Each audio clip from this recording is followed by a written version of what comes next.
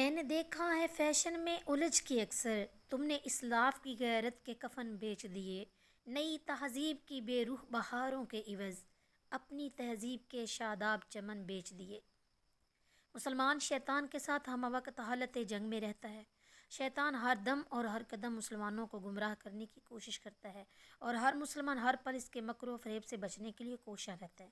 قرآن مجید نے شیطان کے اس ناپاک عزائم کو بڑی تفصیل سے بیان کیا کہ جس پر اللہ تعالیٰ نے پھٹکار نازل کی تو وہ کہنے لگا کہ مجھے قیامت تک کے لیے مہلت دی جائے، میں تیرے بندوں کے پاس دائیں بائیں اور آگے پیچھے وسوسات لے کر آؤں گا، اور وَلَأُضِلَّنَّهُمْ وَلَأُمَنِّيَنَّهُمْ، اور میں ان کو ضرور گمراہ کروں گا اور ان کو آرزوؤں کے جال میں پھنساؤں گا۔